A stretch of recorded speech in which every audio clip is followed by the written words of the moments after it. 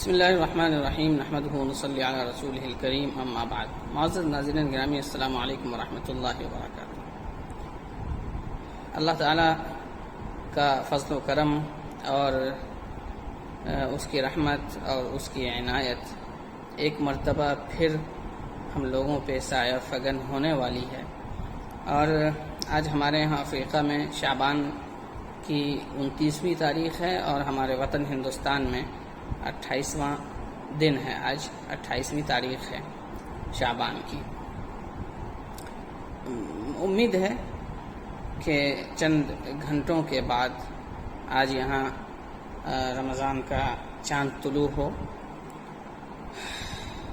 ممکن ہے آج چاند نہ بھی ہو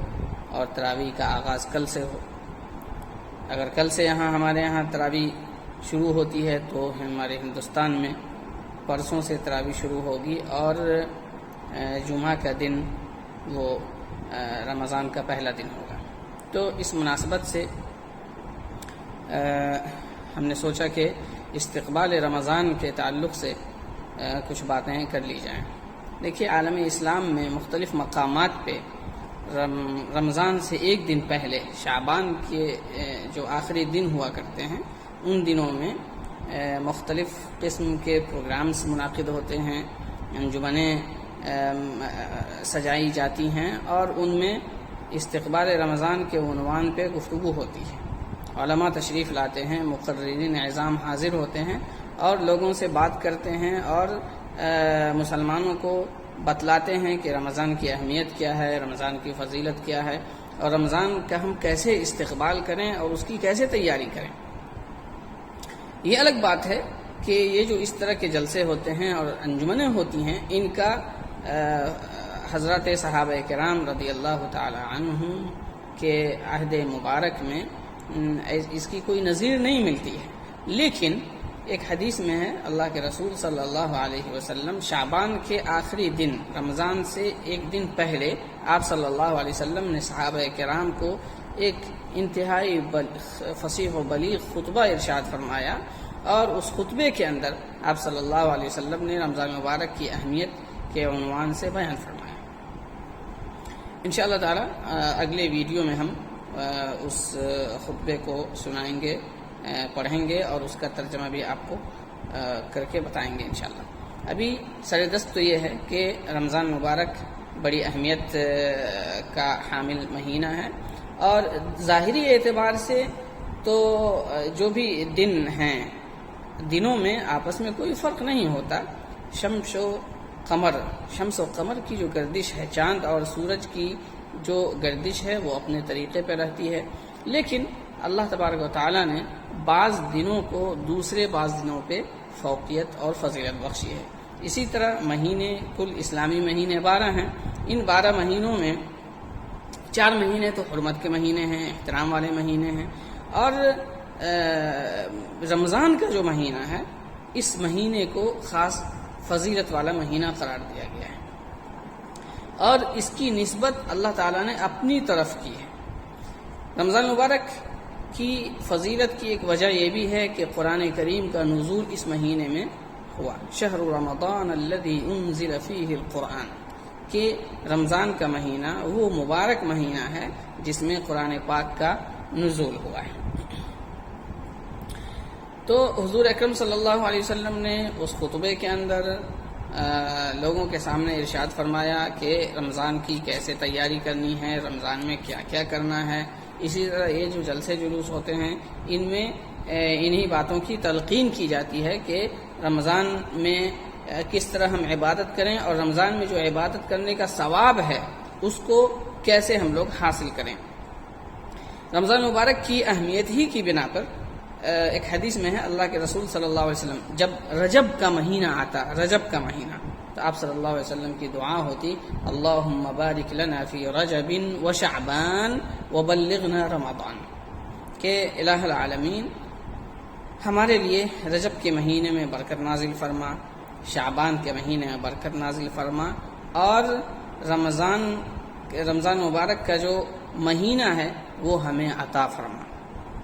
یعنی رمضان تک ہماری حیات باقی رہے، ہماری زندگی باقی رہے، تاکہ رمضان میں جو عبادت کرنے کا ثواب ہے، ایک ایک عبادت کا ثواب 70 گنا بڑھا کر کے دیا جاتا ہے، تو اس ثواب کو حاصل کرنے کی ہمیں توفیق عطا فرمائے۔ حضور اکرم صلی اللہ علیہ وسلم کی دعا رہتی ہے۔ اسی لیے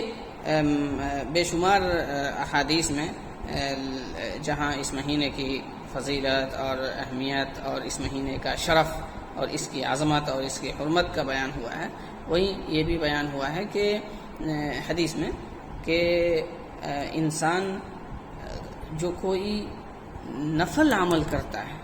اس مہینے میں جو نفلی عبادتیں ہوتی ہیں، ان نفلی عبادتوں کا ثواب رمضان کے علاوہ جو باقی 11 مہینے ہیں ان مہینوں میں فرض عبادت کے برابر ثواب ملتا ہے ان نفلی عبادتوں کا۔ یعنی 11 مہینوں میں جو فرض نمازیں ہوتی ہیں، مان لیجئے کہ ظہر کی نماز ہے، تو آپ رمضان کے علاوہ شعبان میں، رجب میں، جمادی الاخرہ میں، جمادی الاولی میں، محرم میں، سفر میں، یہ جو سال کے باقی 11 مہینے ہیں ان مہینوں میں اگر آپ ایک فرض کی نماز ادا کریں گے تو ظاہر ہے چونکہ فرض ہے تو اس کا آپ کو ثواب ملے گا، اور رمضان میں اگر 4 رکعت آپ نفل پڑھیں گے تو رمضان میں اس نفل کا ثواب غیر رمضان میں پڑھے جانے والے فرض کے ثواب سے زیادہ ہے۔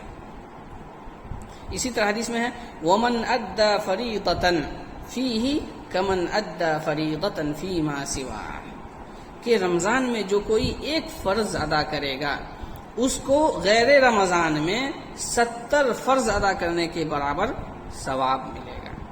تو یہ ہے رمضان کی اہمیت اور رمضان کی فضیلت۔ ہم لوگ مسلمانوں کا یہ فرض ہے، ہم لوگوں کے اوپر ضروری ہے کہ ہم لوگ اس طرح اپنے آپ کو تیار کریں، رمضان سے پہلے تیاری کر لیں، اور یہ جو دنیاوی اعمال ہیں، جو اشغال ہیں، دنیاوی کام ہیں، ظاہر ہے جو ضروری کام ہے وہ تو ہمیں کرنا ہی ہے، لیکن یہ جو لایانی لہو و لعب، کھیل کود اور وقت کا ضیاع موبائل میں، واٹس ایپ میں